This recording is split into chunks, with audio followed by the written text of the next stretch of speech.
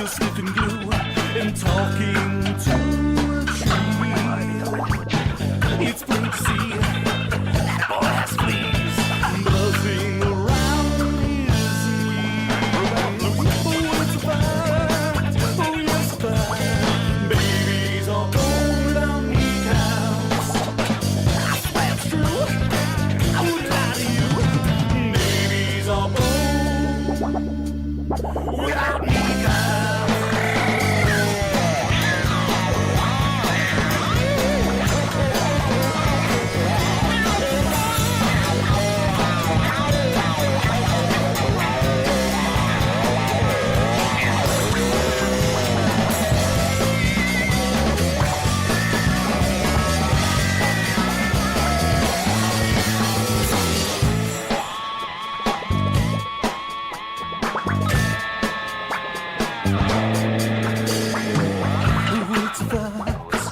Oh, yes, a fact. It's true, I swear. I think I read it somewhere. It's a fact. Oh, yes, a fact.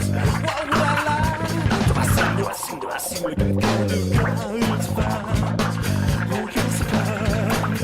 Oh, it's a fact. Oh, yes, a fact. Oh, Everybody comes on and goes, this is the most insane thing. Such and such just released a new update that's crazy. You know, everything is the greatest thing that ever happened to computers and AI. And I honestly, I feel embarrassed to say this, but it took me months to realize that no, none of them are. None of them are, and none of them are real people. It's all avatars. And they're all just hyping some bullshit. And so I was constantly checking them out and researching them and looking to see if any of them really did what they say they do. You mean you thought when the shark jumped out of the ice and started playing guitar and then ate a giraffe, you thought that was real? I thought that was a video. Hey. It could happen. I thought that was a video I would be able to make for free forever. Oh, I got you. Because the avatar of Julian Goldie told me I could. It's just... All right, everybody, welcome out to the Get On With It Sports Show. It's Wednesday, August the 26th, 2026. Jersey Johnny coming at you. With me, as always, is none other than Mr. Radio Pete and Mr. Harry Lugnut. Say hello, gents. Hi, everybody. Remember us? Yeah. It's been a minute. Yeah. It was vacation month. I think it was okay for us to take a month off, and well, technically, we just took one show off. Really. Yeah, that's true. That's true. Let's try 2 or 3 and see how that works. Yeah. See who misses us. A midwinter break, but yeah. So early fall break. We'll be back in the spring, folks. Yeah, we'll see you in February, folks. I'll see you in week 8 when the Giants are officially eliminated from the playoffs. That's the old college spirit. Here we go. Right back into it. We're right back into the mindset. Well, I want to mention this right away, and I'll mention it probably again in the show and towards the end. This is the end of an era for this show. I don't know if you guys realize that. Well, it's over? No, sorry. No. Not that kind of era. I got so excited. Oh my God. I know. That's why I phrased it that way. This is our last show streaming on Facebook and Twitch. Facebook's still around? It's there. Yeah. Streaming live. The shows will still be available there afterwards. But we are our next show in September, we're going to be streaming exclusively on YouTube. So make sure the links to the YouTube, once it's done, will be posted to Facebook. You can go rewatch. Yeah, absolutely. We'll post them up there, and we'll put a message up there as well that we're switching. But yeah, we're streamlining a little bit. For everybody who's 97 and still following us on Facebook, just go to YouTube and like us. Yeah. I mean, if you want us to stay around. If not, then tell us to fuck off, and we'll go back to MySpace. We just want you to know we're already on YouTube. But we're already on YouTube. We should put a big thing on here during the whole show. Get people to YouTube. YouTube. Go to YouTube. Go to YouTube. That's the Well, future. they have to know what Future. they have to know what I don't even know where we're on YouTube. So it'd be nice to put it on the screen. Well, we're on. I mean, we're on archiving on the Logram Guys page still on the channel, but we have our own channel. That's what would be nice would be to put it on our own. We have our own channel. We've had for some time now. What is it? People should know. Let's put it up. Get it up there. Come on, Jimmy. Actually, watch the credits at the end of the show. It'll be listed in the scroll. On the website, everything else. Yeah. Yeah. And we'll post a few extra clips exclusively for that. Well, one clip. We'll just post it numerous times over the next couple of weeks. So, exactly. So if you happen to be following us on Instagram or TikTok or whatever, YouTube Shorts or Facebook Reels or whatever, you'll see the address there. But yeah. Absolutely. So I wanted to mention that. Good mention. And then thank you. And then I had a quick question for you guys. Sure. And I'm going to phrase this a certain way, and you'll understand why. I have to explain why. Who is more ridiculous? Probably me. All right, I would agree. Yeah, okay, thank you. The NFL, for starting now on a fucking Wednesday night, right. We're actually going to be, competing with us, quite honestly. They're up against us. That's just So ridiculous. Who's more ridiculous, them or the WNBA in general?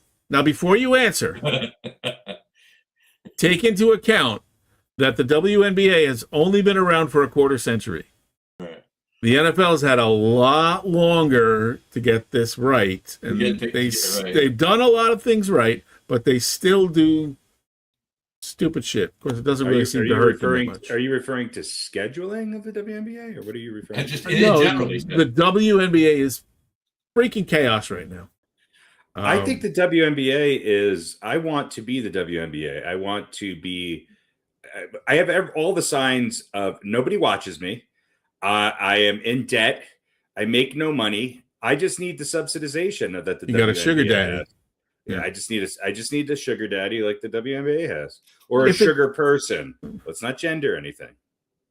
Yeah, sugar parent. How many NBA owners are women? A few. All right, so there are some sugar mommies too. I guess I guess what I mean is that there are, if the old saying are like any press is good press, right? Right. If that's true, then the WNBA is just rolling in press because every day there's some. I think there's some good basketball going on in the WNBA. I don't think it's the WNBA's purpose to exploit things that don't really exist and or exaggerate and or try to compartmentalize and be divisive with things that one or two people are saying. But you also have that's what's going to rise to the top, and it's unfortunate because it takes away from attention that that on the court, what's going on play wise, because there's a lot of teams that haven't traditionally been battling for a championship or this year. Yep. And there's some good young players doing some phenomenal things. So and some experienced players doing things that are kind of legendary and having impact on their overall stamp on the game. So yeah. True. So let me ask you this. Same thing with the NFL. I mean, yeah. Is it the fault of the players that are acting up? In the NFL, yes. No, in the WNBA. Well, no, in the WNBA. Look, the only player that acted up in the WNBA was a former NBA player. I don't see any acting up by any players. Well, I'm talking about the people who are bringing some of this negative press with comments in locker rooms. There's sort of been a little bit of a shift away from everyone's beating up on Caitlin Clark and it's not fair. And again, that's, a narrative for some people and not so much for others. But it just seems like there's more of a racially based divide sort of happening, and I guess I want to ask you guys does that obviously it falls on the shoulders of some of the players, but does it fall as much or more on the shoulders of the commissioner for just not fucking doing anything about it. A little bit of both. I A little think bit of that both. Yeah. I think that they're trying to. I think the WNBA does come out and speak out against things. Most of it, I think, is fairly positive. Most of it is in effort to be inclusive and to make sure that there's no perception and or real animosity towards any minority group. The racial stuff is sort of, that's what America feeds on, and the fact that we have a sport where some of the top players just happen to be white, and there are one or two players who think that they have that status because of privilege, and that's that's not my words. That's somebody tweeted that, white privilege. Yeah. Because somebody got a foul call. Look, here's the reality of it. It's all exaggerated. It's all fed through a idiot box that we all carry in our pocket and put in our hands, and It's built for doesn't leave us clicks. all day It's long. built for clicks. Yeah. It's built for clicks. Negativity works, and I think they're reaching sometimes when they call somebody homophobic or racist. I think it has consequences, because I don't think either of that is true most of the time. But just because somebody says something, they're just like every other sport. We watch male athletes do idiotic things all day long. We watch them tweet stupidity. So they're just like everybody else. They got exactly what they wanted, equality. And the unfortunate part of it is that the exposure isn't equal. So the thing that's going to be most baiting is going to cut to the top. And any sort of Diana Taurasi, lecture on ball handling skills is probably not going to make it into your feed. So, but yeah, there's been hatred. There's been hatred of Caitlin Clark. I think that the coverage of Sophie Cunningham has been unfair, and they're putting words in her mouth and trying to make it just like the rest of the country. They're trying to divide it. Yeah, either she's a hero or she's a terrible person, depending on what you're watching or what you're listening to. Instead of actually having a dialogue about it. And of course, on one side of the aisle, unless you act extreme, it's not good enough. So, and unless you're outraged on the other, it's not good enough. All of it exists. All of it is exaggerated. The hatred for Angel Reese and the fact that people have entire Instagram, TikTok, and other accounts dedicated to mocking her. That's all it is clips of mocking her. Yeah. And the fact that we're fed either extreme hatred or extreme love for one or two players, it's targeted and it's purposeful and it's divisive and it's harmful. And sure, I guess to your point, I think that there may be somebody in the WNBA should speak up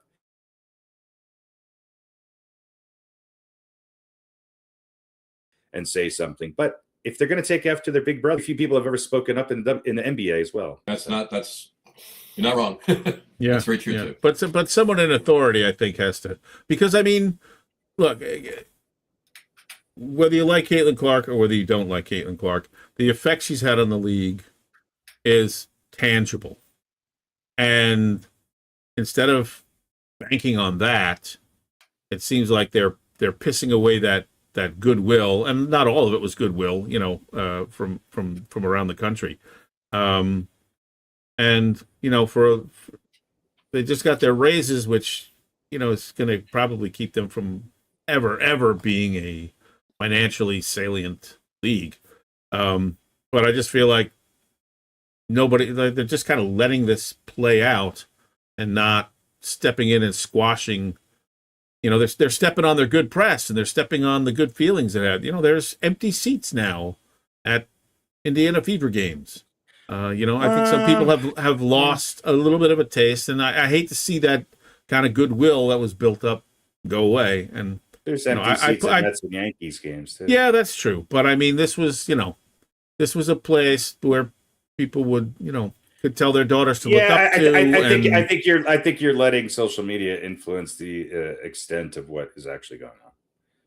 That's my take on it. I think. I don't think it's a collapse, but it's just a shame. I think that, again, I would say the commissioner is not stepping up and dealing with this. I mean, he's not doing anything.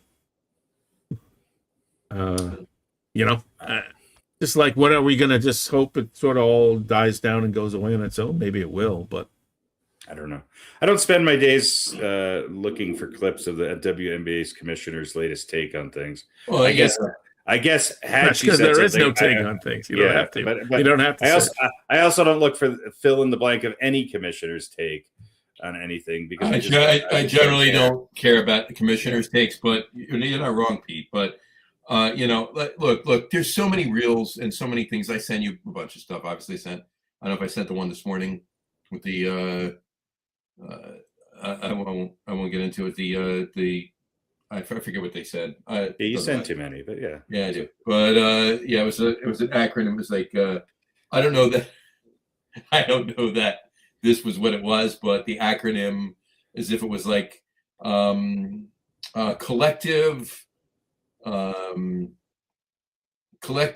This was not the acronym, but like the group that got together. The group's name was Collective Love in Transit. Right? It wasn't that. It was something else. But figure out what that acronym would be.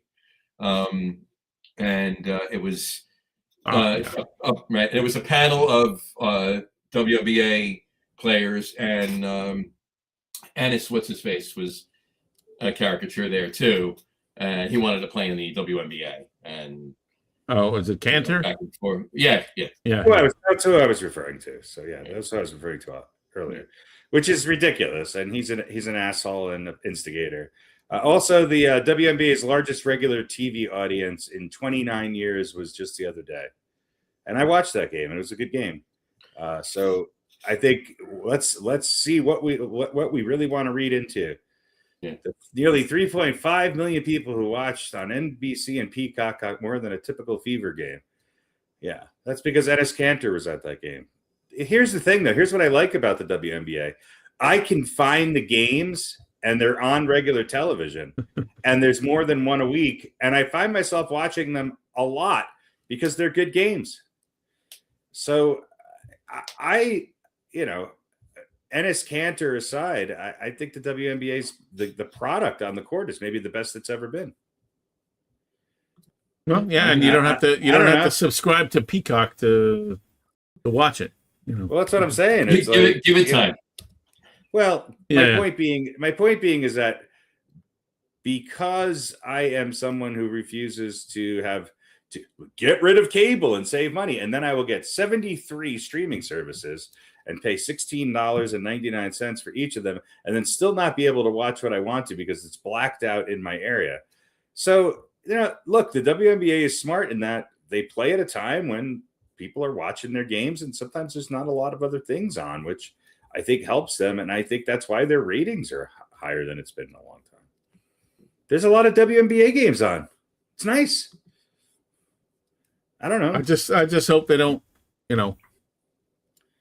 fall back because of controversy. Whether it's exaggerated or not, it's going to be exaggerated, right? So that's not right. And we know that's going to happen. And that's, again, another point I'm trying to make here. Like, you got to do something about this. You can't, I just feel like don't just let it fester. Don't let it play out. Step in and because, there's going to be people who go, this isn't a real league. Look how they're run. The fact that, Caitlin Clark and Angel Reese jumped into the crowd and started beating the shit out of the fans is really a stain. Oh, wait. That wasn't the WNBA. No, that was the NBA. That was, yeah. Yeah. Still the Indiana connection there, of course. Yeah. All right. So anyway, glad I brought that quick question. Oh, so who's more ridiculous? The NFL for starting on a Wednesday, or the WNBA for not cleaning house or taking care of business? The Wednesday has nothing to do with it, but the NFL is way more ridiculous. I can go on forever about the idiocy of the ding-dongs that play in the NFL. All right. I agree. Including some of the brain-dead idiots wandering around the Meadowlands. Well, that's a whole topic for another day that you don't want to get me started on. Boy, I hate my favorite childhood team now because their fucking spokespeople are a bunch of idiots. Anyway. All right. Well, we'll talk about football in a little bit here. Let's move to our favorite game that we love, Major League Baseball. Major League With Baseball. little to no fanfare. There it is. There's the diamond. Yeah. Okay. So, So games have been played. yeah. Let's see. Let's look. How are we doing? Oh, did I see the other day Stanton is out for the end of the season, till the rest of the season? Did I see that? We don't know Yeah. if it's the end of the season, but I think if the Yankees play in Game 9 of the World Series, he'll be available. He might be able to. Yeah. I don't know. Somebody was saying the other day he can't run the bases without getting hurt, which I thought was, like that should be Yeah. kind of one of the easier things, I would think. Especially when you hit a home run, but I don't know how, how many triples is he legging out at full speed that he hurts his calf muscle, and now apparently For what they're calf paying muscles him, are hurt. I don't give a shit if he can't run at all. Just fucking walk around the bases. I don't really care. All right. Well, look, the Yankees are still in good shape. Giancarlo Stanton with absolutely no legs is still better than the game on the line and Austin Wells or Jazz Chisholm at the plate. It's just, it's over. So, yeah, I think Stanton's probably done for the year. He's saying he's not going to retire, but the Yankees, they're finally will be up. It'll be his last year, and nobody's going to take him. But I think the Yankees, they're going to probably have to DFA him. Or they'll do what the Yankees do. They'll start the season again.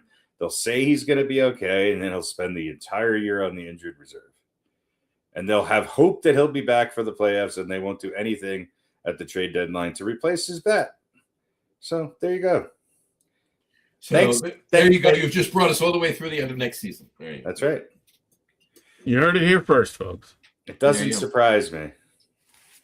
All right. So they have yet to catch the Rays. They're not going to catch the Rays. They're not going to, right? I told you that. And there's no guarantee that the Red Sox aren't going to pass them.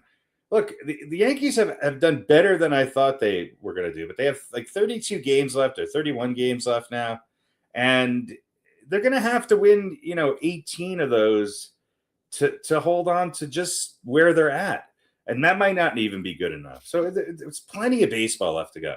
Could they get hot? Could Tampa falter? Sure, anything could happen. But if things stay based on what how the teams are playing, the Red Sox have had a little bit of a lull, but they're still 8-2 in their last 10 games and won 5 in a row. And if the Rays and the Yankees continue to play at the same rate that they're playing, the Yankees aren't going to catch the Rays, and the Red Sox may very well catch up to the Yankees and even win the division. So there you go. Well, there we go. And the Blue Jays are in last. Yeah, Blue Jays are done. Blue Jays are done. Yeah. All right. But I mean, if the Blue Jays were in the American League West, they'd be 2 games out. Yeah. Johnny, I saw a reel the other day. It was maybe 3 or 4 days ago or something like that. If the Mets go 30-7 over the last 37, they can make the wild card.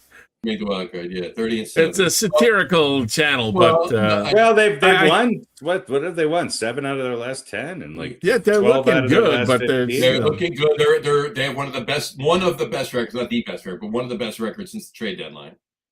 But they're not playing 800 baseball. They're not playing. No, they're not playing 800. But I thought it was. It seems like this channel is from an actual Met fan, but he has a sense of humor. They're playing in the sixes. The mid sixes, or they were anyway. They've lost a couple of games since then, so I think they dropped down around 6. But still, okay. Nothing is impossible except that. They're not doing. Let me let you in on a little secret. They're not doing a damn thing. No, I know. But and I don't expect them to. And if I did expect them to, I would have worn a Mets jersey tonight, because obviously during football season, I wear football jerseys until the World Series. Obviously, whatever show we do around the World Series. When you wear lingerie. Well, I wear Why don't you wear your favorite Victoria's Secret outfit once the And I do that on Sure. Valentine's Day. I do that on Oh, Valentine's Day. okay. There you But, go. Is there NFL themed lingerie from Victoria's Secret? I'm sure there sure is. there is. I would imagine there is. I might actually be from Target, not Victoria's Secret. Walmart. Yeah, Be careful be careful what you wish for. man watching too much football. Give him something else to watch. It's available at Target. Oh, well, at Target. Available at Target. Joe Klecko will be auditioning his collection of fine lingerie. All right, John. Let me ask you. Put my picture of me and Joe Klecko, but yeah. No. Let me ask you this, John. Lingerie. As a Met fan, right? Obviously, this has been a disaster of a season of what we were expecting, right? You saw what they did at the trade deadline. Yeah, they're playing better. Okay, they're not going anywhere. What is a number where you might soften, if there is one, you and then the average Met fan might soften their hatred of the Mets front office for a number of wins? 30-7. Okay, so unless they get to the wild card, forget it. You're hoisting them on their petard. If they're as shitty as they've been, it's no way. If they get close but just miss it, and it's obvious that if they played halfway decent at the beginning of the season, they could have had a wild card. That's another no good. The only way that I'd even consider it, which basically means that I'm not considering it because they're not getting a wild card, right? But is for them to, holy shit, they turned it around, they did whatever they did, and here we go. There's no. All right, look, so they're 60 and 72 on my screen. So that's 132. Is that correct? Yes. So 30 games. 30 games left, yeah. What if they get to 80 wins? What if they go 20 and 10? Do you look at it as anything worth it, or it just kind of happened because they tore the team apart and nobody's got anything to lose? The kids are playing. Nobody's got anything to lose. They're playing loose, right? They have a coach that I thought he was going to coach tight, like, or not coach tight, but coach like he didn't give a shit. But he is coaching like he didn't give a shit. But he's not coaching like he doesn't care. He's coaching like he doesn't have anything to lose because he's already been told he's not getting the job, right? So I think that's probably part and parcel as to why they're playing as loose as they're playing and winning some games. But it doesn't take away from what that prick did to this team in the offseason last year. He tore the team apart. You can say what you want about Jeff McNeil. I honestly didn't care that he went. He wasn't as soon as he won that batting title, he was done. And I don't know, Brendan Nimmo, look what he's doing, and look who's playing left field for us, right? And Pete Alonso, come on, really? You're gonna say how many times do we have to say this on the show? You're gonna preach that you let Pete walk because you want run prevention, and then you sign a plethora of rotation lead people gloves that don't play first base, yeah, playing first base. It's stupidity. It solidified the fact that he didn't know what the hell he's doing, or he just proved the fact that he wants a team that wins that he built completely. His team. It's his team. Pete Alonso wasn't his product. Fuck it. No. He can go win Gold Gloves for the next 20 years and go to the Hall of Fame on the first ballot. Gold Gloves. Who's winning Gold Gloves? He won't go to the Hall of Fame because of Gold Gloves, but no, I'm just saying he could go win everything. He could go do that. World Series. He can go do that on another team. I didn't pick him, so he's not staying here. That's that's what it boils down to. So yeah, I don't know. He did some decent things. I think that he's not playing. If I could have Bo Bichette playing third base for the Yankees, I'd be really happy. So I think he got a good right fielder. He's a homegrown product, right? Right. So you got some good young. No, go ahead. You got some good young players, and unfortunately, Soto's hurt.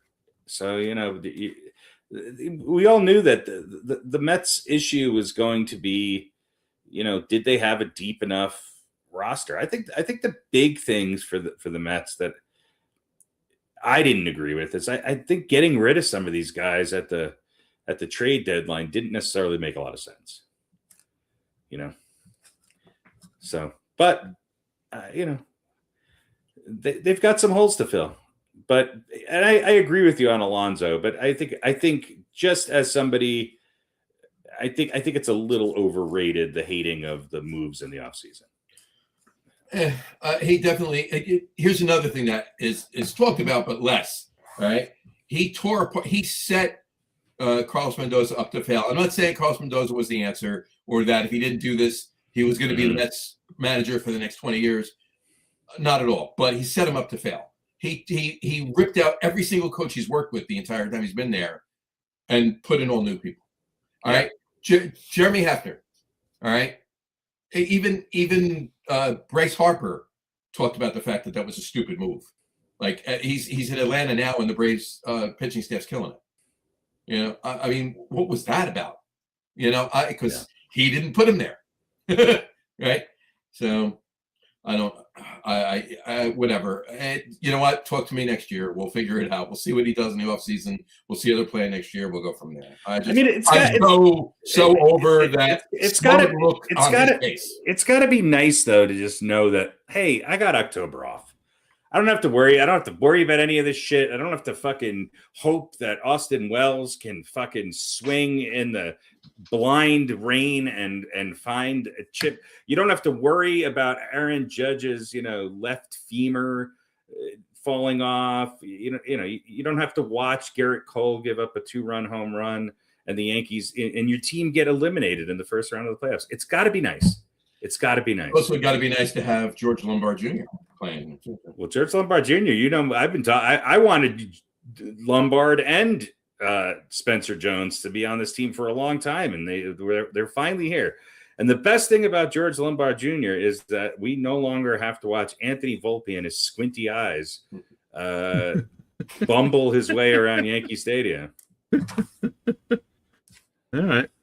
I guess my main concern for the Mets moving forward is who's going to be the manager? Or as far as the front office goes, is that same sort of ego and desire to have my people gonna make it more difficult for them to build into something, a quality team. So maybe because once he brings in all of his people, right? Isn't he going to be, if he's the type of guy that this is his plan, isn't he going to be reluctant to get rid of them? Right. Which has traditionally been an issue with the Mets in many cases, but, hanging on to. I think that's familiar with a lot of teams, especially New York teams. Is. But, this guy will obviously do whatever the hell he wants, right? We talked about that. He's not afraid to make moves, and he's obviously got Uncle Steve's, seal of approval. So that's my concern moving forward.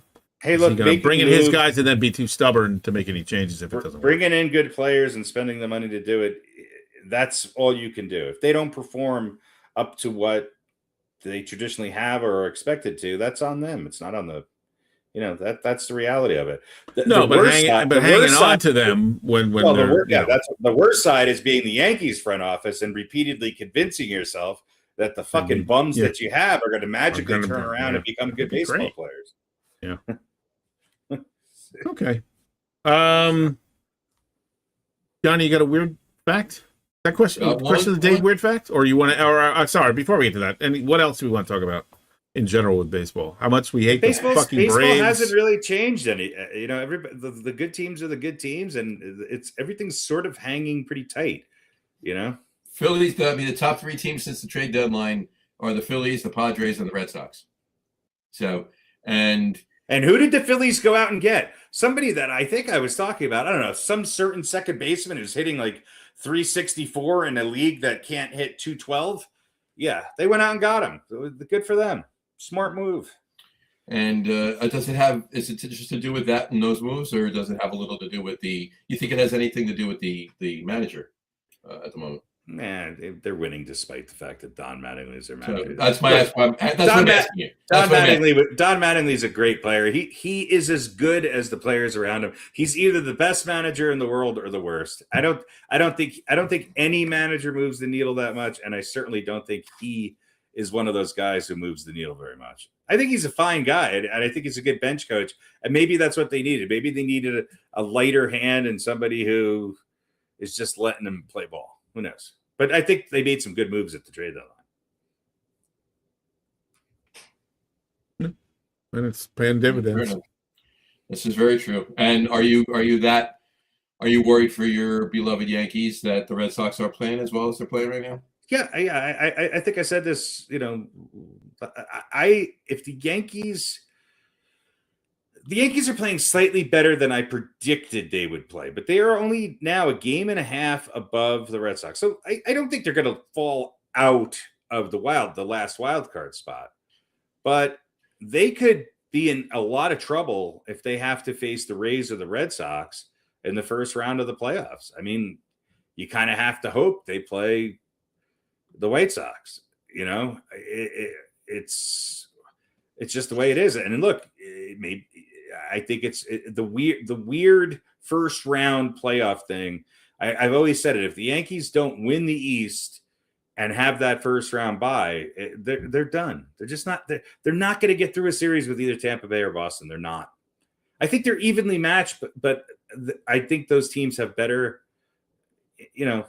I think they just have a better chance of scoring runs when they need to score runs in the postseason. That's my concern with the Yankees. And I think Judge is going to be back way too late for him to really catch up and be productive. I think their bullpen is starting to show signs of just being overworked. And while they have great starting pitching, are they better than the top three pitchers on Boston or Tampa in a 5-game series or a 7-game series? I don't know. The Yankees have to play perfect ball to win. And if they're only scoring 1 or 2 runs in the regular season, I mean, exaggerate that against the best pitching in baseball in the playoffs, and it's just a recipe for disaster. Yeah. And look, if they face right-handed pitching, okay. If they face left-handed pitching, good luck, because it puts they are named after a movie called Platoon, and it puts a lot of those lefty bats who are, quite frankly, their best hitters on the bench because they cannot hit anything against left-handed pitching. And Boston has 3 left-handed starters. There you go. Right. Well, there you have it. And a side note, the Dodgers are under 500 since the trade deadline. The Dodgers are struggling a little bit, but they have 17 guys coming up. They have 6x Cy Young winners coming off the injured list. Coming off the DL. Yeah. And two first team all MLB position players. So yeah, it's ridiculous. Yeah. I think the Dodgers are in a little bit of trouble. I think the Braves look pretty good, although the Phillies are hot. The Brewers are really good. And the Braves are good. So I don't know. Are the Dodgers necessarily better than Milwaukee, Atlanta, or Philly at this point in the season? I don't think so. I think those series are up for grabs. I think so too. I do. All right. Before we move on. Mm-hmm. Oh, not that. Before we move on, please log in. There we go.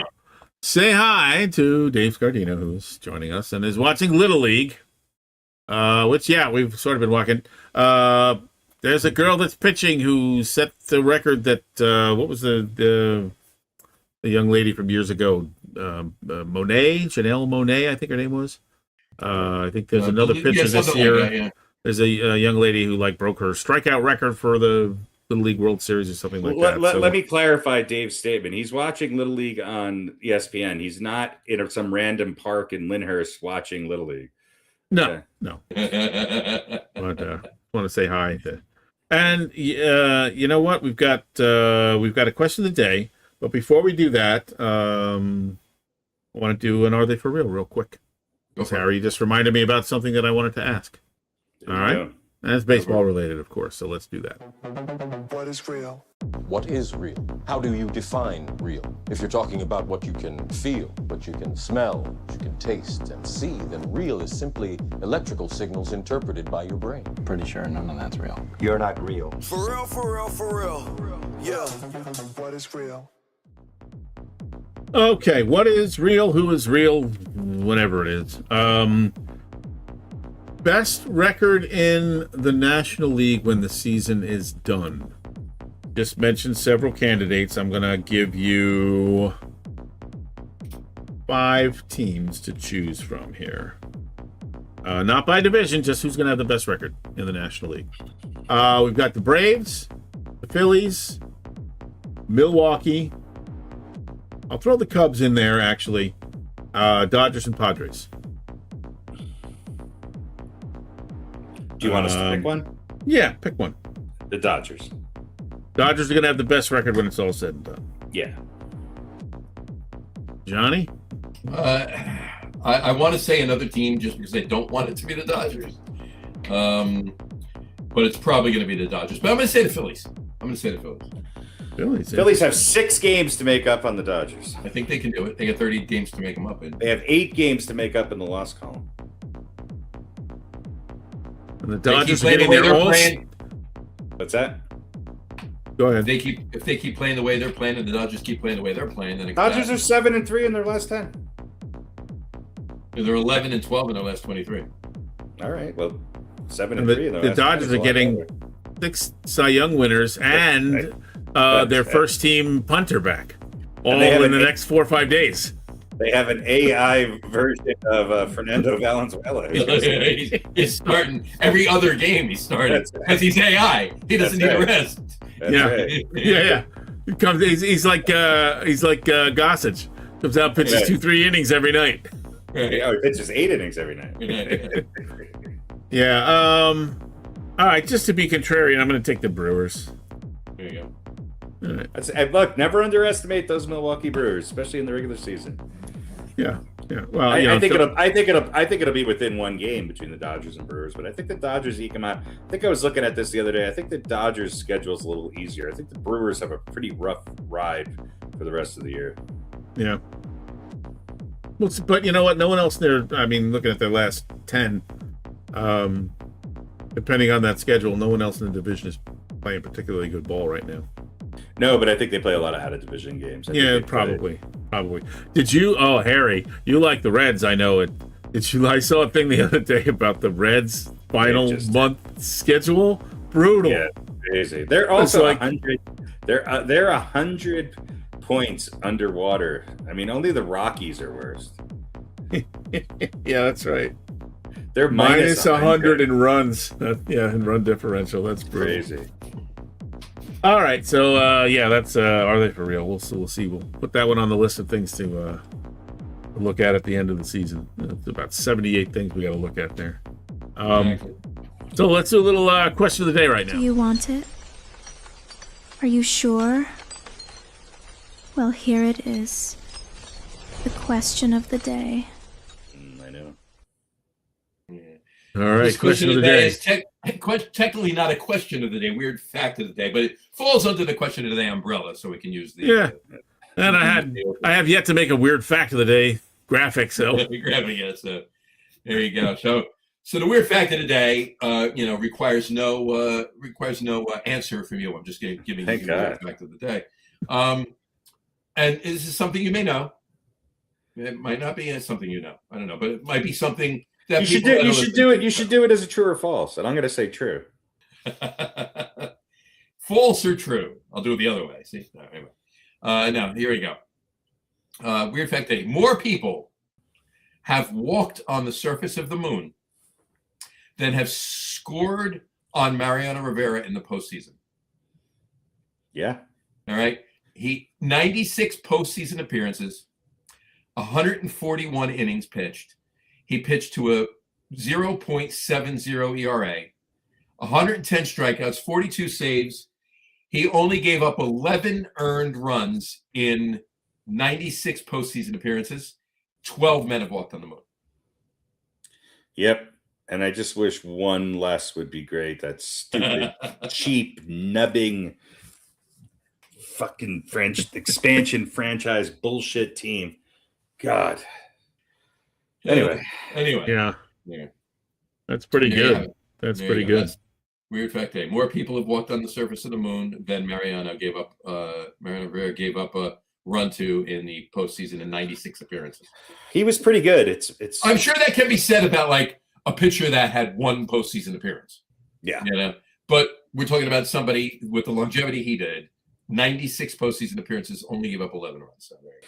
Who was the And guy there's on Seattle who came in against the Yankees with like a 6-run lead and gave up like 7 runs? Arthur Rhodes, was that his name? That sounds Rhodes? familiar. Yeah. I think he gave up more runs in that one series than Mariano did in this. I would bet. I'd be willing to bet that there's a couple other pitchers who have similar, not that similar to Rivera, Not as many innings, except for like 1 or 2 appearances where they got blown up. You know what I mean? Right. Yeah. You know, otherwise that would be. was No the one's weird- obviously no one's going to be in Mariano's category, but I bet Who there's was some the- guys that were pretty damn good in the postseason, but they got blown up a couple times and skewed things a little bit farther north as far as those numbers go. So. Who was the weirdo for Boston who was their closer for a couple of years there? Oh yeah, Jerkface. I think his name was. Here's an interesting fact, though. The career postseason ERA leaders in a minimum of 50 innings. Okay, Rivera is number 1. Okay, the next 3 are all starting pitchers. Sandy Koufax, 0.95. Christy Mathewson, 1.06, and Eddie Plank, 1.32. That is unbelievable. Sandy Koufax, man. Wow. Yeah. And that's 50 or more relief innings. No, just 50 or more innings pitched. Okay. That's what I'm saying. The other ones weren't relief pitchers. Sandy Koufax's career postseason ERA was 0.95. That's 0.95. Less than 1. Papelbon. Papelbon, yeah. I'm guessing Papelbon's career postseason ERA is pretty low. Anyway, doesn't matter. I'll agree. Mm-hmm. He's still a jerk, though. Yeah. All right. So let's do a little over-under. Talk Go for about some things that may be and catch up on some predictions that we made a month ago during our last show. Well, I've got no chance of losing this time.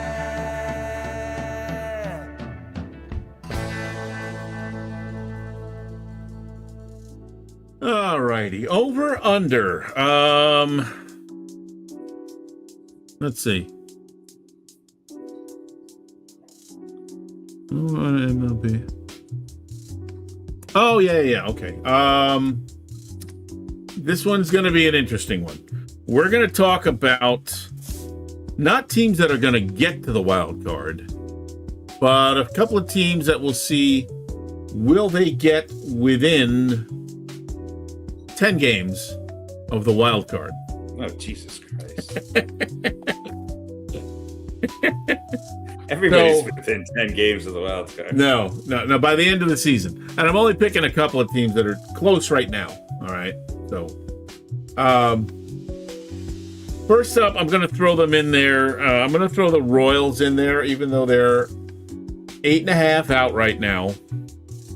So, looks like they're, in pretty good shape to stay within 10. So, Harry? Yeah. End of year, they're going to get there? Or are they going to stay there within 10 of the wild card? Who? The Royals. They're at 8. They're 8.5 out of the wild card right now. Sure. Yeah. Okay. You mean they'll be less than 10 games out? 10 or less? Yeah. Okay, so the over-under is really 10.5. 10.5. Yes, correct. Yeah, I'll say yes. All right, Johnny. I'm going to say no. The reason they're 8.5 games out is because they went on a 9-1 run in the last 10 games. I don't know that they're going to hold that up. So I'm going to agree with you. I'm going to say no. All right, now we're going to skip down to the beloved NL East. And we got the Nats, We're right at 10 on my screen right now. So, John, Nats, will they be the over-under's 10.5? And right now They're 10. They're at 10. They're really tanking. They're heading in the wrong direction. But they were playing. They were, but they were, and then somebody on this show mentioned that he thought they had a chance at making the wild card, and since then they have been atrocious. Sorry, guys. That's all right. We don't like the Nationals anyway. So, Johnny, what do you think? No. All right, they're gonna go over. I agree. Harry? No. All right. Next up, just a game back on my screen, those beloved New York Mets. No. John? A game back of the Nationals, not a game back of the wild card. No. 11 games back. Hey, look at it this way. They're 9 games ahead of the Rockies. All right, I'm going to say yes for the Mets. I think they're going to get to 10 or better. This is like not. They may not get to 80 games, but where the wild card falls, they may be 10 games. I'm going to go with yes. I'm going to say yes. All right. So yeah, I don't think they're going to. I don't think they're going to win 80 games anyway. But I'll tell you know what. At this point, I'll be sort of happy with 70. All right, next up, Cincinnati, the aforementioned. Right now, 9 games back of the wild card on my screen. Harry, let's start with you.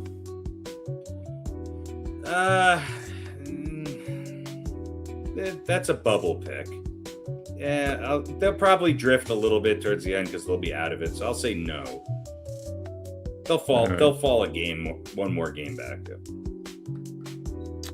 I'll say yes.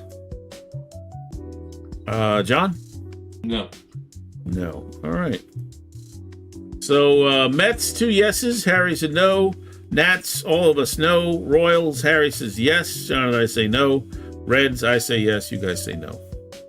So a nice split. Nice little split there. All right, next up. That's a segment we like to call, will these horrible teams have anything worth that should be, how bad are they? And maybe that should be the name of that. Yeah, something like that. How not for real are they? We could put it under, will they be within 10 games? Not of the division, of the wild card. And just not the first wild card. Just the last wild card. Oh, yeah, the last one. Let's not least we forget, there's 3 wild cards. So we're not saying like 10 games from, we're saying will they just look, it's 10. It's one 10, of the top. Will they be no more than 10 games behind the worst postseason team? Will they will they be one of the top 10 worst teams in the league, guys? Yeah. But listen, it's within 10 games of the playoffs. You can look at it that way. Only Pete would think of something like that. Well, you know why? Because I was looking at the standings, and for some reason, 10 is a number that we think means something, right? We base our number system on 10. It's just another number. But I was like, well, this team could get to 10, and they might get to 10, and they were under 10. So there was, 4 or 5 teams there. So, whatever. Was just looking for something. All right, let's move on to our pitching stuff here. Let me throw up the graphic. Pitching. We talked about these guys. Will they get traded? Oh yeah. On our last show, right before the trade deadline, and talked about some 5 starters and 5 relievers and where they might go. And there was a lot of talk and blah blah blah.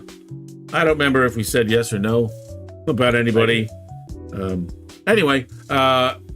So you can tell us, Harry. I'll show everybody what happened, and you can tell us who was right. Well, I think I remember what I said. I'm not sure I remember what everybody said. Anyway, so here they are with their new teams.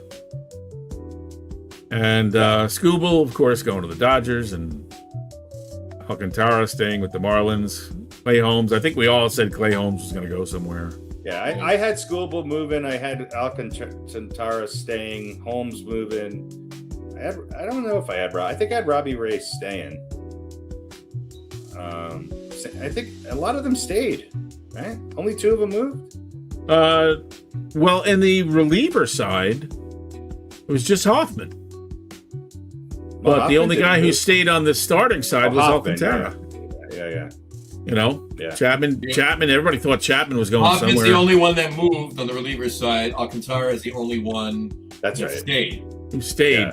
Yeah. I got. So there we go. Which was, sort of. If you look at the Padres, all right, we're going to get rid of Robbie Ray. We're going to bring in Mason Miller. Bringing in Mason Miller is, sort of a fairly no-brainer kind of move. But Ray was a decent pitcher. He was a Cy Young Award winner, former Cy Young Award winner. But to me, that was a little bit puzzling. But I guess they figured we need the relief help and got to give up. They something already had Miller. No, the Padres didn't. Oh no, they did. You're right. Sorry, my bad. You're right. Hoffman's the only reliever that moved on this list. Yeah. Oh, you're right. I looked at the wrong side. So there we go. So we were varying degrees of right or wrong. Trust me, I know that Mason Miller did not move. Yeah, no. I was just Because reading. there was one place I really wanted him to go. And he did not. The Rockies? That's right. Wanted Instead, to show up on the Rockies. we got Jason Dominguez 2.0. Imagine if Mason Miller Elias got Ramos. traded from the Padres at the trade deadline to the Rockies. He wouldn't pitch the rest of the year. He would never be able to come in a save situation. They'd have to run him out there when they were down by 10 just to get an inning in. His arm would be iced and just he would be fresh as a daisy next year. All right, so that's over under, and let's carry on here. And anybody else got anything about baseball they want to say? No, I think we're good. Not in No, that all right, depth of discussion. Yeah, about I think we 10 teams covered in the league. more than we needed to. No other show is going to give you that list, by the way. I think the only reason why I know anything about the Nationals is because I listen to Tony Kornheiser's podcast. It's the only reason why I know anything about the Nationals. Yeah, I feel like he's a kindred spirit because they're bad and the Mets are bad, and so. And they traded their best hitter to the Yankees, who could only hit against right. Anyway, so that's it for baseball.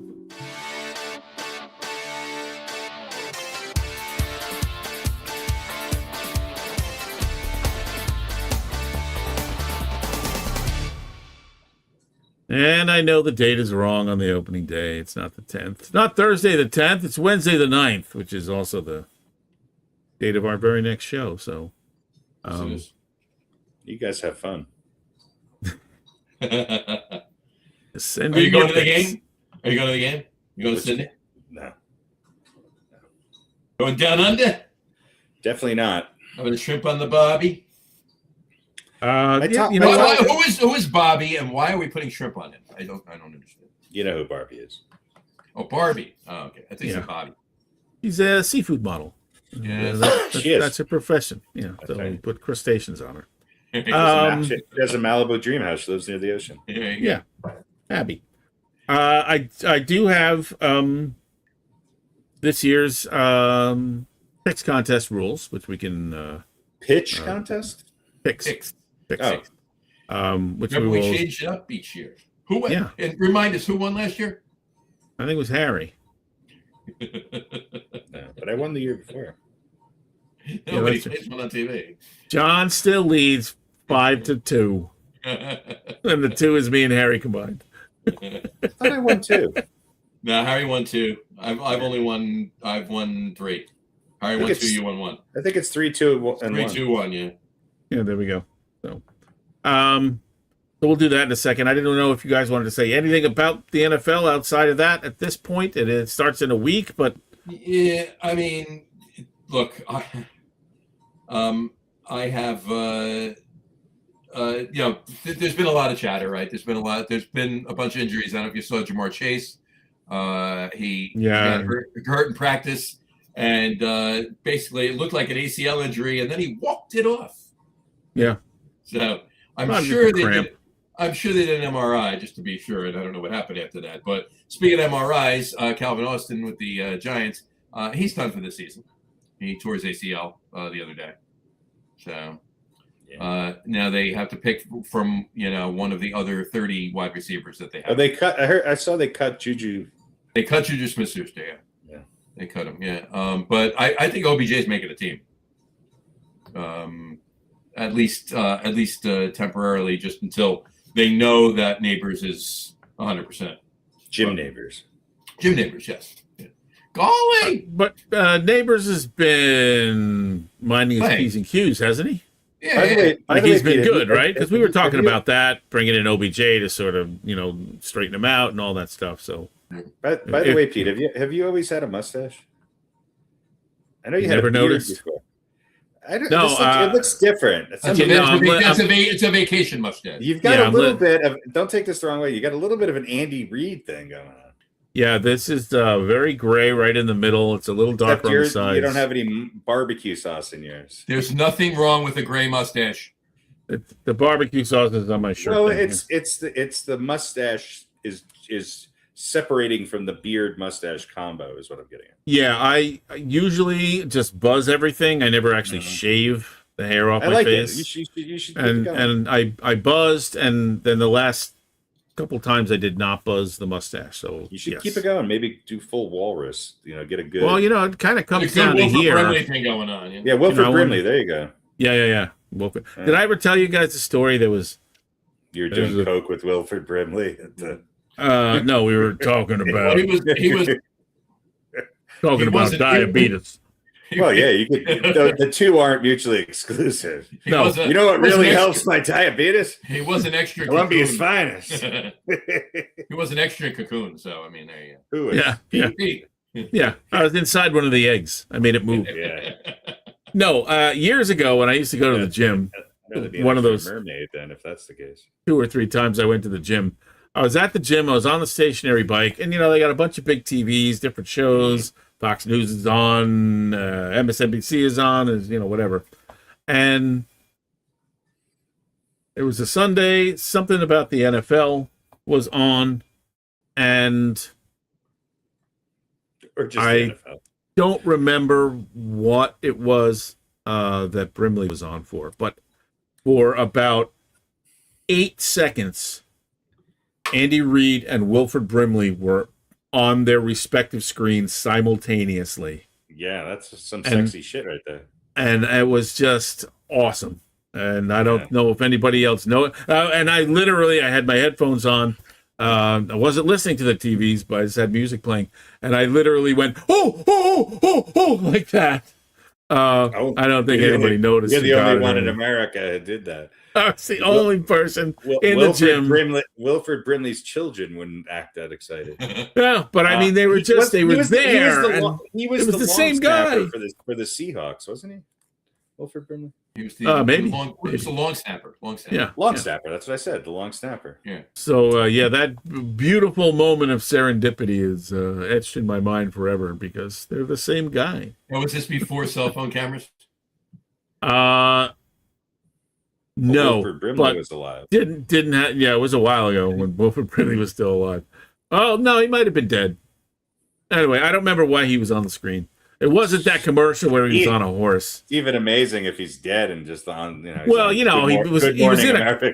he was in a couple of TV shows. Might have been a movie or something. Our guest canceled today. Fortunately, we've kept Wilford Brimley on ice. We've had him on ice. Here's Wilford Brimley and Trigger. And Trigger. You roll him out. And here's Wilford Brimley talking to Al Roker. So anyway, that's my Sorry, my that's Wilford dark and Brimley weird. story. Yeah, Funny. It's fucking funny though. What were we talking about before that? Oh, I don't know. I Yeah, have so no idea. we Your don't really have mustache. much to say about the NFL, right? No, we'll talk the next show. Obviously, we'll kick off the football. Yeah, we got to NFL. pick our Well, division you were winners. gonna tell us. And You were going to tell us, I think, right now how the picks are going to work. I'm gonna talk about the picks. So yeah, but I wanted to see if there was anything else we wanted to No, talk about Please first. proceed so we All can. right, so we can Get be through done. We're only at an hour 5. Place your bets, please. Place your bets, please. Place your bets, please. All right, football picks. Football, you bet. Every year we do it a little bit different. I change up a few things. Really, honestly, the goal is to get Harry out of it as quickly as possible. But despite that, he usually hangs around, and he's even won more than me. So maybe I should change my tactics. But anyway, going to put it up here on the screen, full screen, so everybody can see it. And here's how it's going to work. Normally, we everybody, the three of us and the coin, all chooses a game, and we all pick those 4 games each week. We're just going to go by division this year. And there you see, we're going to start with the AFC East, week 1, and then move on through. Everybody gets 2 through the first 16 weeks, and then week 17 and 18, we're going to go back to our everybody chooses a game, and we pick 4. And so there's 2 week 5s? Oh, no, I guess that's a typo. See, no. how many? No, everything else is right. I'm already confused. I don't what. So week Oh, yeah, 1, week no, 2, week 5, yeah, I didn't notice. That was AI. That was AI making 2. So, yeah, week 5 is the AFC. We're only going to be picking 2 games in the first. No, we're going to be picking the games that involve all those teams. No. So they might be playing. It could be 2 games. It could be 4 games. Yeah, could be 2 games. Could be 4 games. There's a few weeks when one of the teams in the division are actually on a bye. Understood. Yeah. So, but it'll be sort of a rolling number of games. We're gonna go through each division twice. It looks like. Yep. AFC and then NFC East, North, South, and then South. Explain the pick'em to me. What does that mean? Pick'em is like we used to do it. You choose a game, I choose a game, John chooses a game. The coin takes this Monday game or Sunday game, and we pick those 4 games. So I think we should just pick a division. Well, no, that's what we're doing. But that's what we're doing. Each week. Okay. Each week. Yeah. So, you mean at the end instead of the pick? We can just pick a division. Oh, we could do that too. Yeah, that's not a bad idea. I think I was going to say that originally, but whoever is losing week 17 picks the division. Whoever is losing week 18 picks the division. Okay. All right, that sounds fair. That sounds random, but fair. All right, so remember that. So still a pick'em, just a different sort. And then I changed up the scoring just a little bit. So there it is. If you pick the favorite, they win and they cover the spread, and we'll get the odds from FanDuel as we always do. You get 3 points. If you pick the favorite, they win, but they don't cover, you get 2. If they lose, you get nothing. If you pick the underdog and they get shellacked, they lose, don't cover, you get nothing. If they lose, but they cover, you get 2.5. Mm-hmm. And if they win outright, you get 4. Nice. Because last year we had a situation where if the spread was not covered, it didn't matter which team you picked, you got the same number of points. So I wanted to incentivize. Well, there was no motivation to pick anything to do with the spread, right? Which I didn't realize until week 7. Well, I was like, well, how did he get points? And I was just like, they didn't cover, and you were like, well, I was like, oh, well, yeah, because if the spread was not covered, you could take the favorite or you could take the underdog, and you'd get the same number of points. So now you get an extra half point for taking the underdog. And you get a full point for the outright win. So we'll see. And then over under for each game is worth 1.5, just for what do they say? S's and G's. Shiggles. And giggles. Shiggles. And that'll be it. We'll keep track of all that stuff throughout the season, and gives me several more options to rob Harry of a point or 2, which you've always been able to suss out anyway. So. It's pretty obvious. Yeah. I'm not so good at like, wait, I think yeah. How did I go from 16 to 13? Oh, I don't know. I think I might have added wrong. You didn't add at all. Or that was it. I forgot that column. Forgot to add that column. So that's the all right, next thing. But listen, you'll know exactly what we're picking. Just go look at the schedule. Yeah, yeah. You know each division and what games. Hopefully, we won't have. I was going to try and make sure we weren't picking the NFC West on a week when all 4 teams were sort of playing each other, but I didn't worry about it. I suppose that's still possible. We could have a week 8 with the NFC West. If everybody's playing each other, then we could have no games. We could have no games. Well, that's not the case, actually. That week, San Francisco's off, but everybody else is on. So we'll see. It'll be leave it up to the schedule. So There you go. that is the NFL picks. So there we go. There you go. Works for me. All right. So I think you got a cue. You got a I got just a quickie. Yep. just a quick. Let's go just An NFL.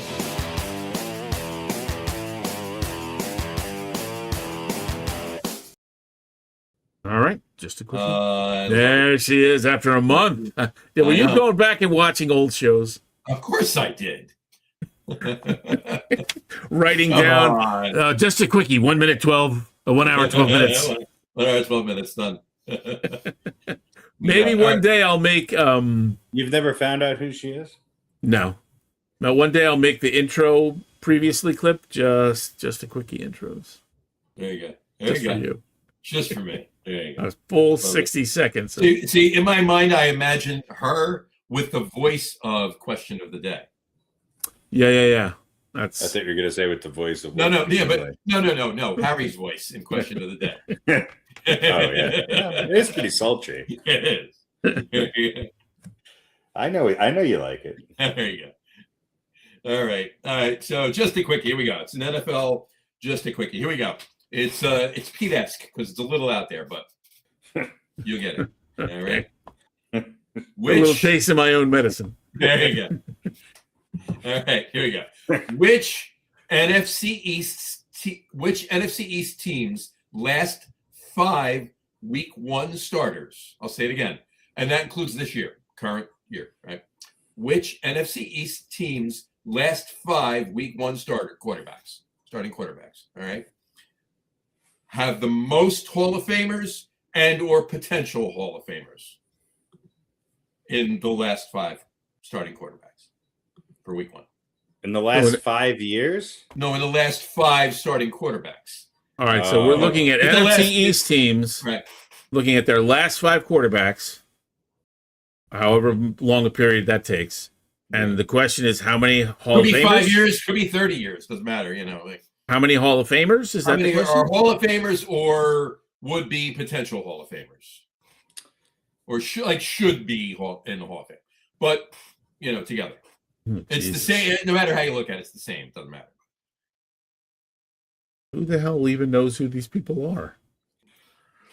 Well, are we talking Romo, Dak Prescott?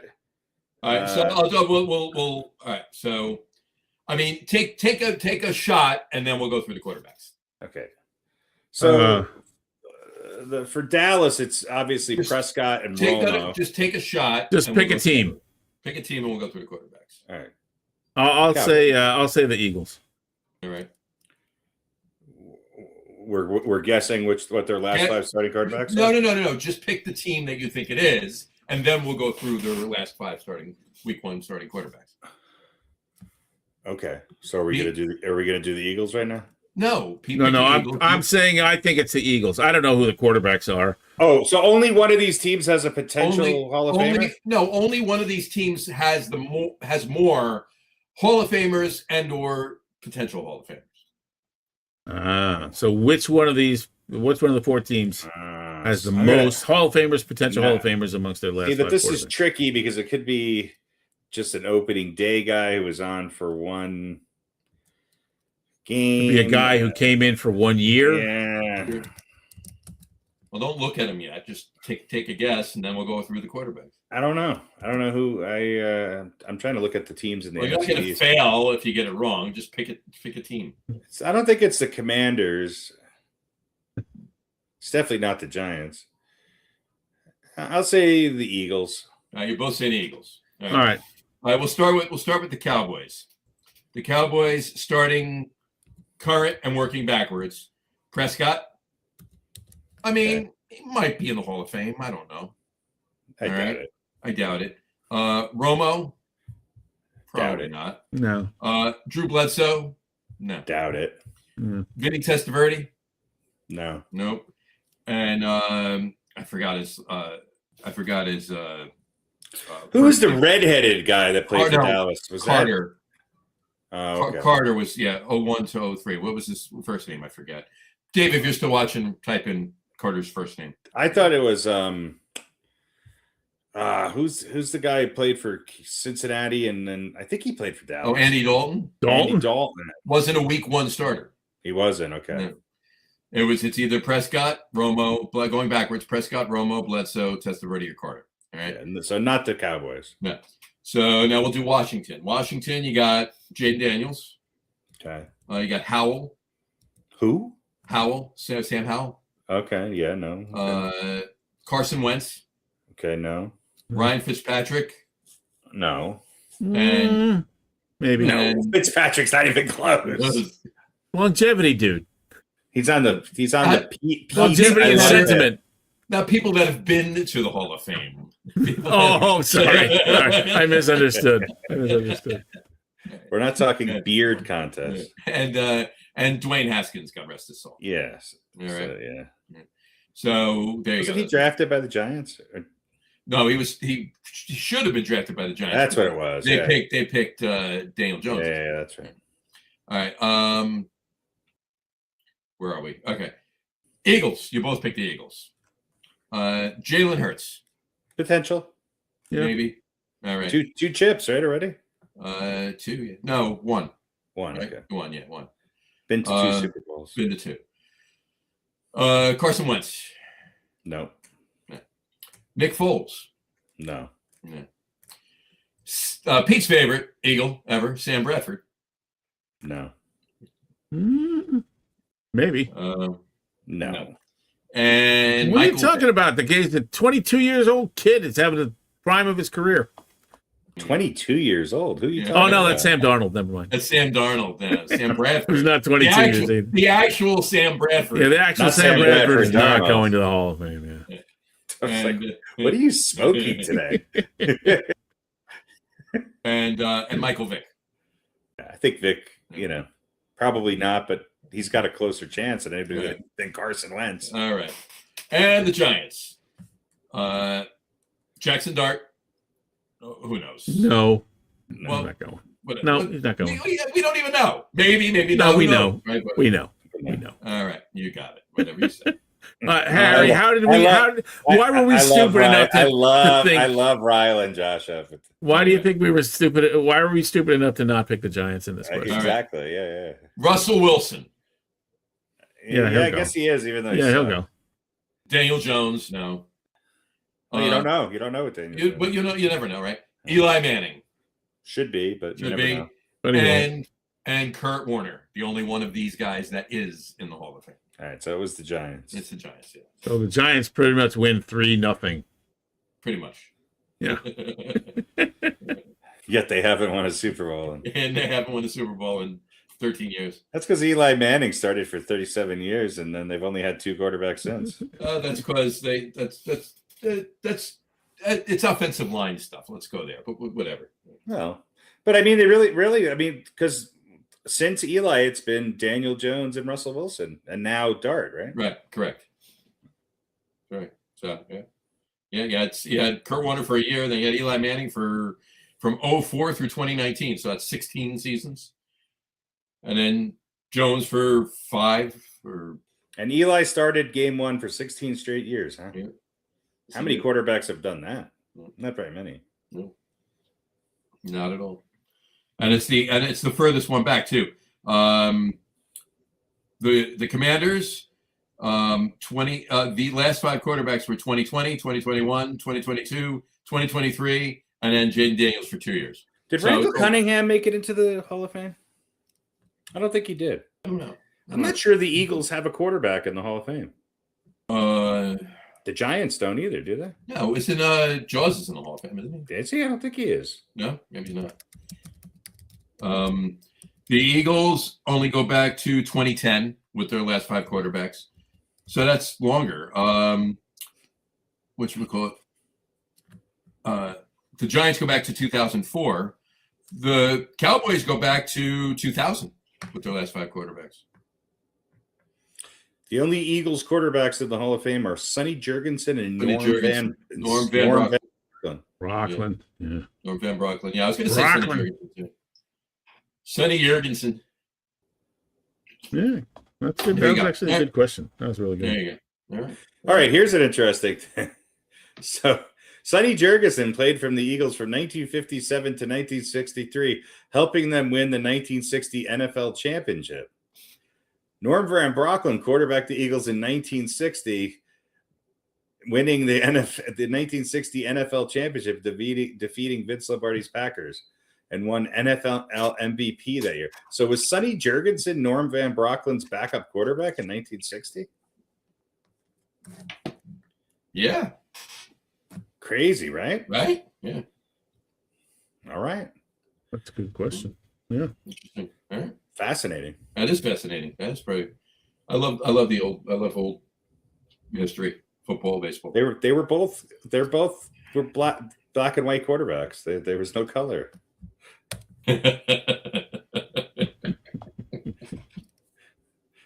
Oh, they were both black and white quarterbacks. No color. Well done. Well done. All right, fine. All right. There you go. That's a quickie. There you go. There we go. Good job. That was a good one. That was a good one. That's All right, almost let's as move on. weird as let's really delve into the worst teams in baseball and see if they'll get within 10 games of a wild card spot. Let's look at traditionally the worst division in the NFL as far as starting quarterbacks, and let me feel good about the fact that the Giants have had the best opening day quarterbacks of any team in this division. Of their last five. The last five, anyway. Yeah. Yeah. For the Giants is the Well, last listen, it's 37 years ago. it's boring to talk about nothing but Hall of Famers and who's in first place in the Major League Baseball. Yeah. Absolutely, you're right. You're right. I get it. Everybody talks about that. I like it. You know, there's definitely a niche. You gotta love it. We look for different angles here. Something. Gotta do that. All right, let's move on. Young instinct beagle. Johnny's 5 is a list we call Johnny's 5. Johnny's 5. Johnny's 5. Yeah! That was her singing, wasn't it? That was her singing. Yeah, I think so. Yeah, it was her singing. And Harry. How many gallons of water did you use making that AI music? Actually, I've been recycling my urine quite some time. And donating it to the data center. Before that Kelsey guys, I've been doing it for years. Oh yeah. There you go. All right. Tonight's Johnny's 5 is top 5 80s comedy movies. Oh God. Top 5 80s comedy movies. Let's really get at that younger audience. Mm-hmm. Hey, they could watch movies. My kids have seen all of these movies. My son has. Anyway. But I would say this of the 80s movies. Of 80s movies, probably the comedies are what will have any sort of resonance or life. They were all comedies when you really think about it. Well, I mean, there are some, but any action movie from the 80s is going to be like, and they're all Christmas movies. So. Yeah, they're all the action movies are Christmas movies. So there you go. And I didn't include any. Because they weren't really comedy. They were like. What year was Slapshot? I guess that was 70s, right? 70s something, yeah. 70, but yeah. So top 5 80s comedy movies. This is my list. So weigh in. So here we go. So I'll start with number 5 is Stripes. Okay. Good one. Good movie. Very good. Very good movie. Army training, sir. Army training, sir. There you go. That's number 5. Number 4. Spies Like Us. I love that movie. I see a trend here. Mm-hmm. That was okay. It was good. Yeah. There you go. The Road to Dushanbe. Doctor.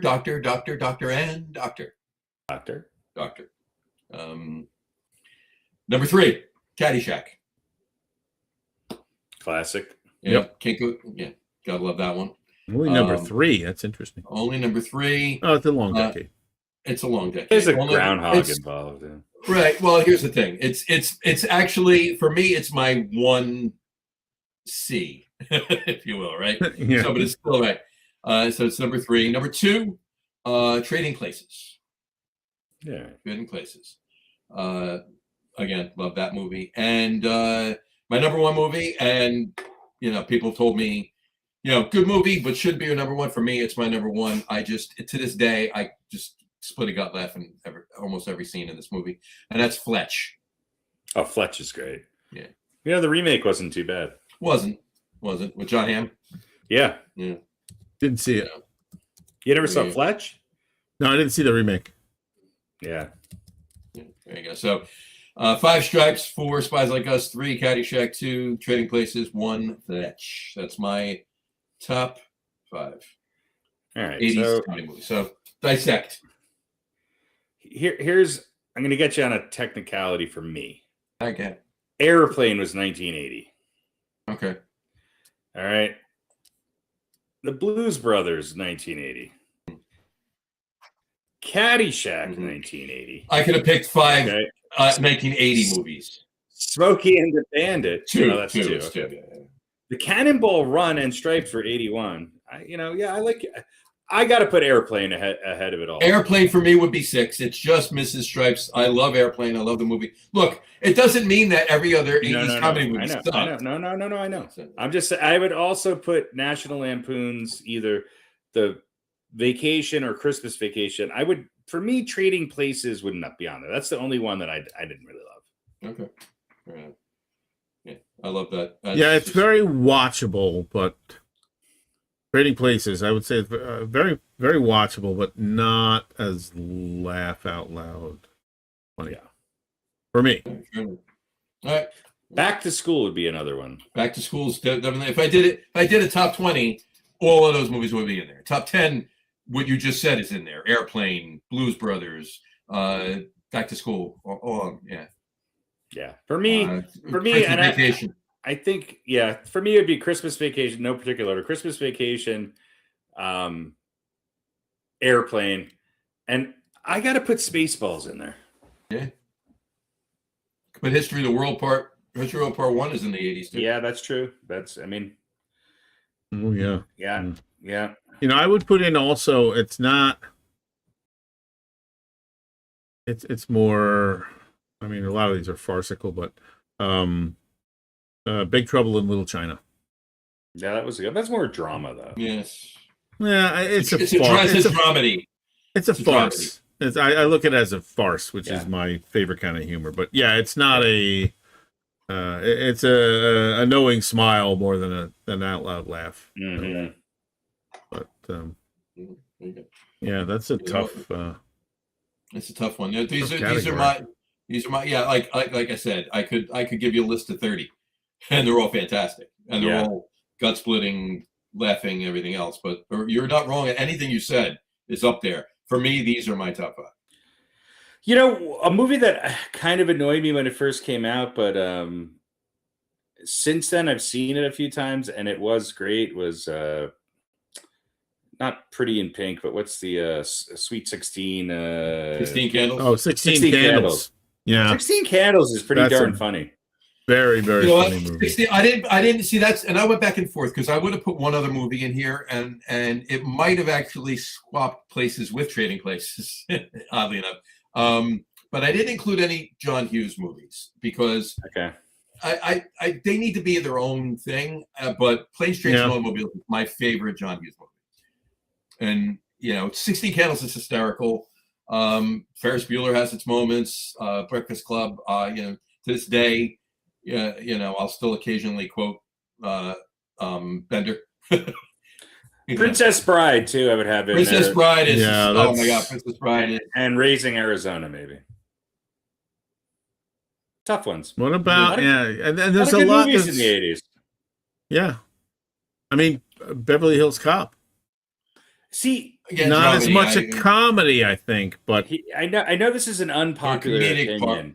but Eddie Murphy annoys the shit out of me, and his movies did even back then. Granted, he was such a talent, but me personally never enjoyed them. Bugged the shit out of me.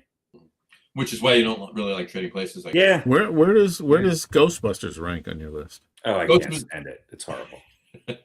Interesting. I like the franchise. It's not a comedy for me. It's more again, not a drama or anything else. It's there's comedic parts. There's it's I can't see anybody looking at that movie and going, it's anything other than a comedy.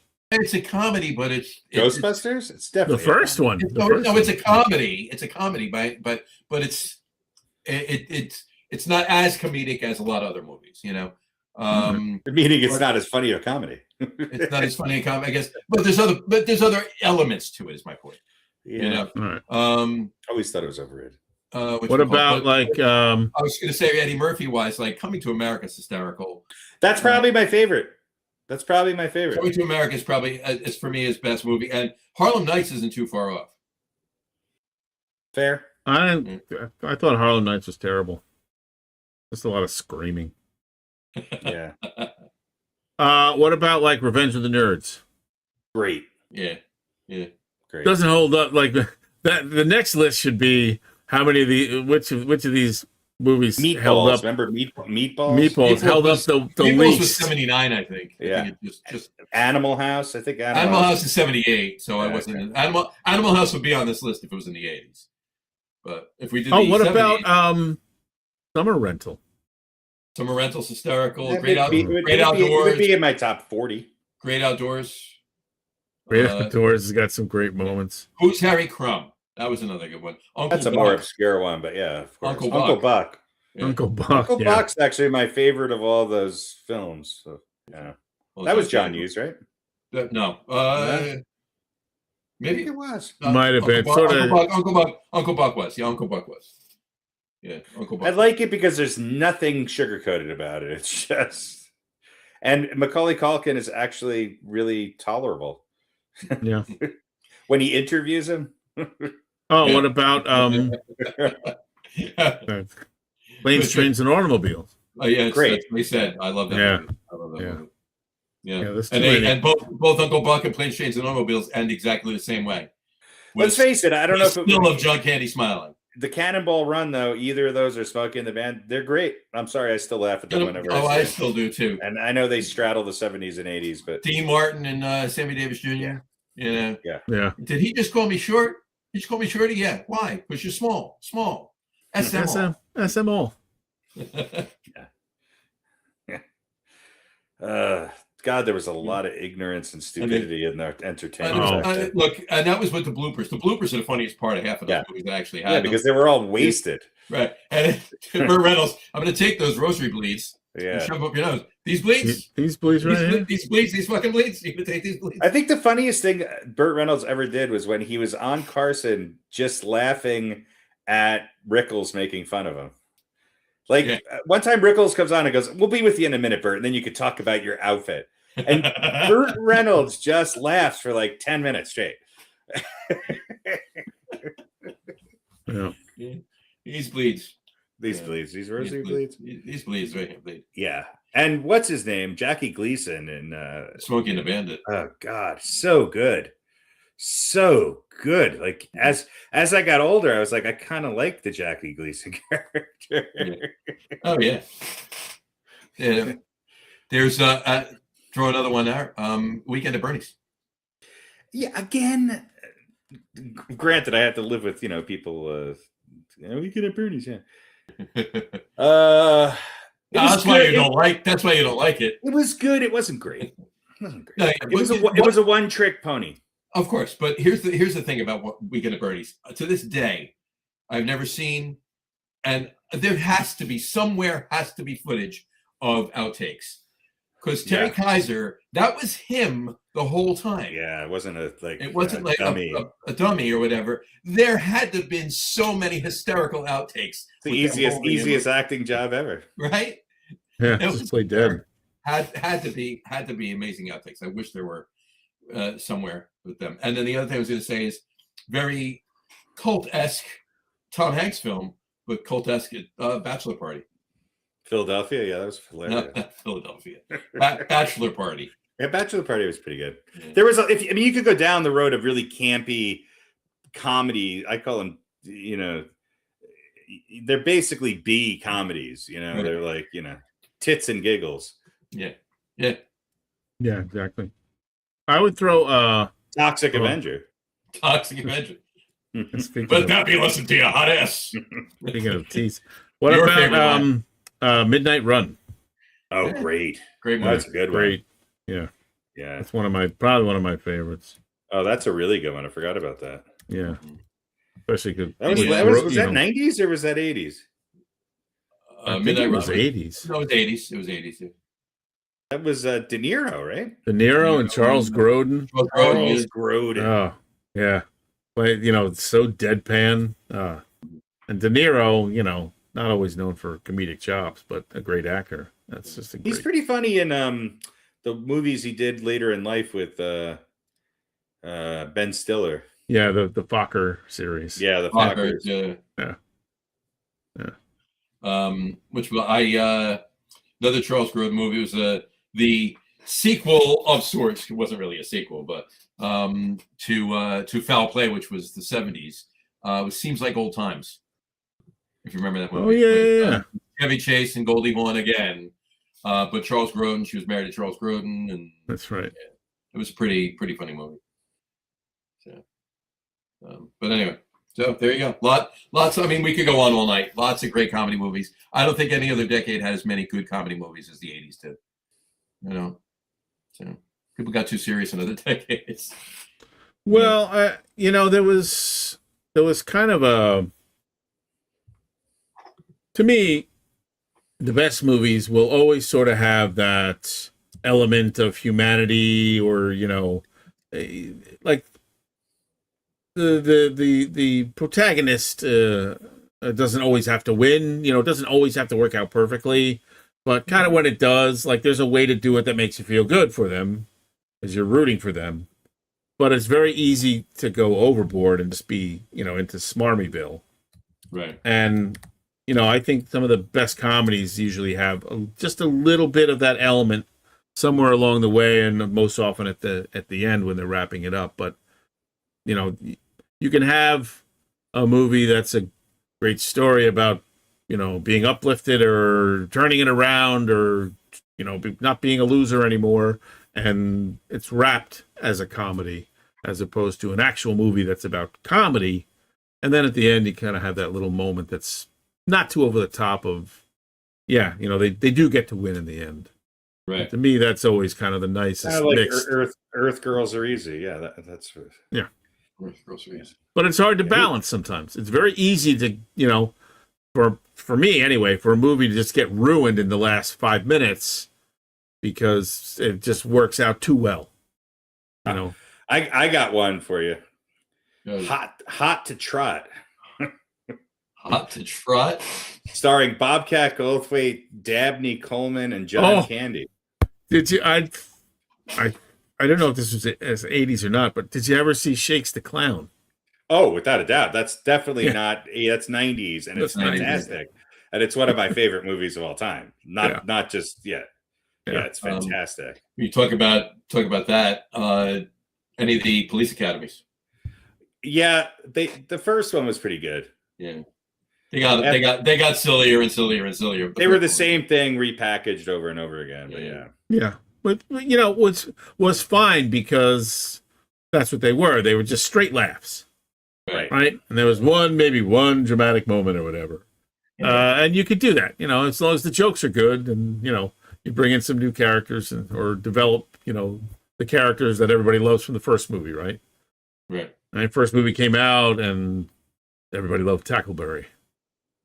Right? That the psycho guy, I love him. So, you give him a bigger role in the next movie and all that sort of thing. Right. But it's a joke fest. You can do that. You can you can recreate it. Just make the jokes good. But yeah, Who's Harry Crumb is really underrated. It is underrated. It's a good movie.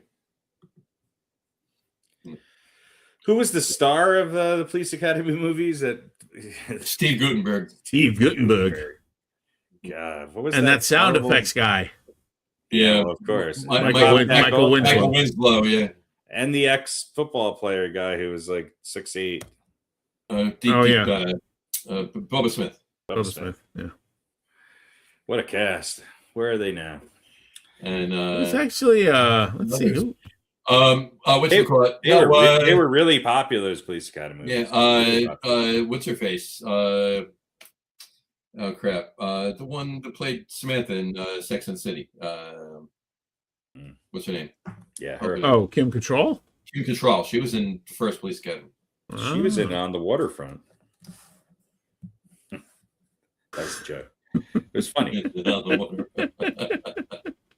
She was in. Here's another '80s one. She was in Porky's. Yeah, she sure was.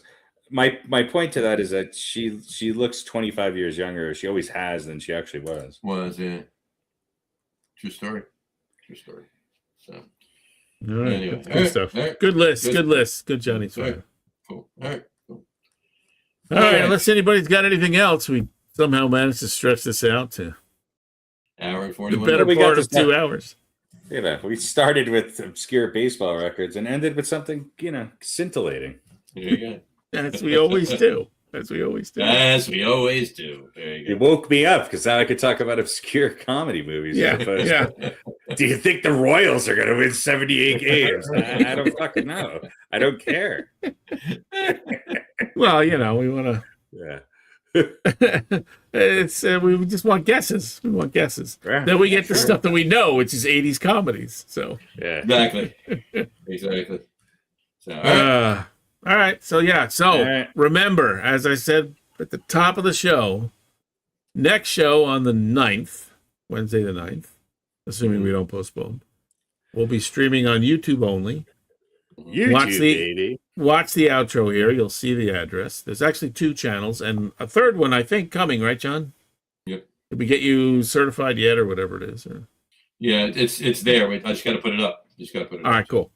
So you'll have 3 opportunities, and for those of you that are already watching on YouTube on the Logger Room channel, we won't be streaming there, but the show archives will be there, so you can go back and watch any of the old shows. Which why in God's name would you do that? But you might want to.